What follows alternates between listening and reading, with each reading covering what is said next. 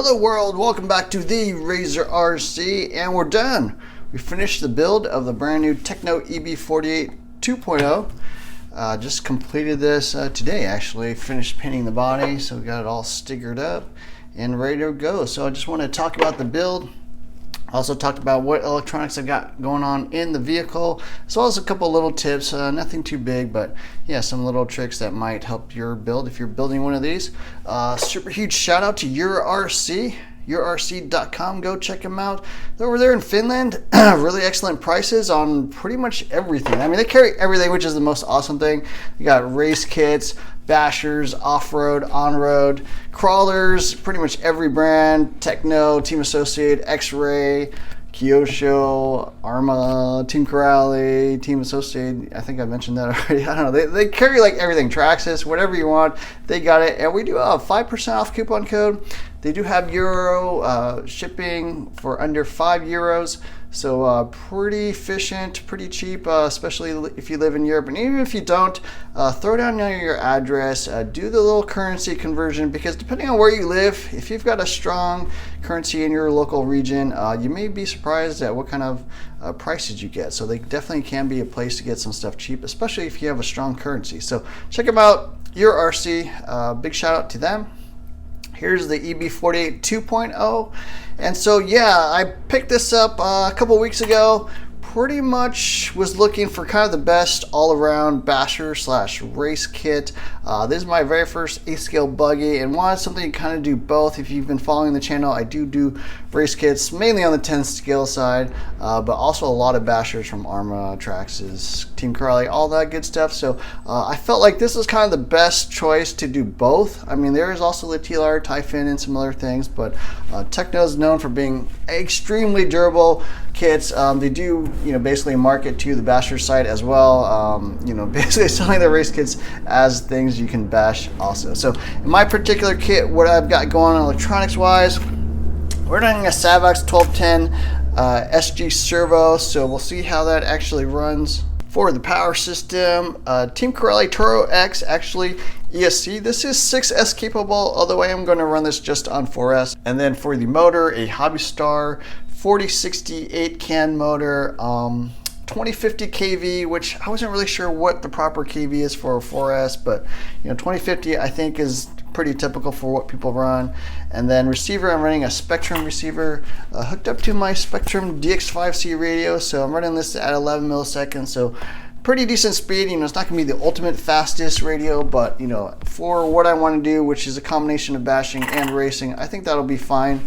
And then I got the Proline S3 compound hole shots mounted up, so we'll run these on the track. So the plan is to take this out to the track, also to some bashing spots, just kind of see how it performs in both environments. Super excited because I've never had an 8-scale buggy, and this build was really nice. Actually, one of the best builds I've ever done. I think 8-scale buggies, if you've never done a build for, I don't think this is the hardest thing to put together. Actually, one of the easier 4-wheel drive buggies I've ever had the chance or pleasure to put together. So this thing kind of builds from the inside out, and what I mean by that is you kind of do the diffs first, so front, middle, rear diffs. Those are some of the more complicated or more troublesome aspects. I put this together completely to kit setup except for the diffs. I'm actually running 7K in the front and then 10K and 5K in the rear. I think stock is like 10.7 I believe out of the box, but it looks like most of the pros are actually running a little bit lighter than that in the front diff, so I did change that, but the rest of the kit is completely stock kit setup, and we'll see how that runs.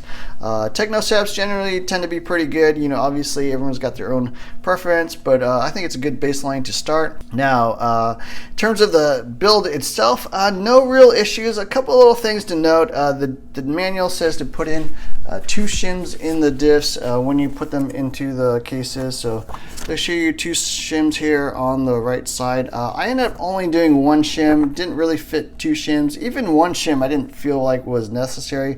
The play is fine, but the cases are not that wide, so not a lot of room to insert different shims, so I don't think you need to put in 2.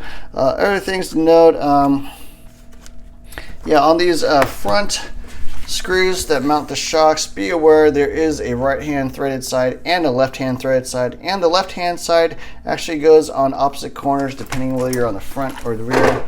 So yeah, depending on, if you're looking at it from the front, silver left-handed screw here on the right, and then on the back, silver left-handed screw on the left. So just something a little tricky, not super complicated, but that is kind of a thing I guess a lot of 8-scale vehicles do. They do have left-handed screws just for that shock mount, just because of the way the shocks go up and down. It tends to back itself out. I'm not sure that's really necessary, but it is there. Other things, pretty good room on the chassis to put stuff. This is obviously a fairly large ESC. It's 6S capable, basically a Max 6 ESC with some additional programming adjustments. Motor 40 by 68, which I think is a typical size, but as you can see, there's extra room. Something else to be aware of on this motor mount, there are 2 different positions depending on whether you're using a 40 can size or a 36 millimeter wide can. So as you can see in the manual, they kind of show you 2 different locations. Red being the 42 millimeter size, and then 36 is the blue. For the 40, personally, I had to fit it in the upper mount. This is a 40 millimeter width or diameter cam, but with these additional fins, it's closer to like 42, 41 and a half, something like that. So just be aware. It took me a little while to figure out why I would not mount into the chassis without hitting the chassis, basically. And the other thing, pinion-wise, obviously this is Mod 1. I am trying a 15-tooth pinion. I think the manual gives you a little bit instructions on depending on the size of the track, and then also what KV motor. They do give you little tips. So I'm actually running a 15-tooth, but I might go up to a 16 or even 17, I guess, depending on what size track I am running. So yeah, I think that's pretty much it for the Tekno EB48 2.0. One of the most fun builds, one of the easiest builds, honestly, as well. I mean, 8 scale, I have to say, in some ways is easier than 10 scale because you just have access to everything. It's not so big that it's unwieldy, but it's also not small that you have all these tiny little, 1.5 millimeter screws all over the place. So yeah, fun build overall. Looking forward to driving this thing, getting its first run. Definitely look out for that video coming soon. Again, big shout out to Your RC. Excellent place. Great group of people, super fast shipping as well. If I order something, it's usually at nighttime, after I do a run, maybe I break something. If I order it Monday night, they pretty much ship it out Tuesday. And if there's no pandemic, it gets to me by Thursday. With the pandemic, it may take a extra day or 2. I don't know, depending on where you live. But yeah, thanks for watching. Don't forget to hit the like, share, and subscribe buttons. Look for more videos soon. Take care.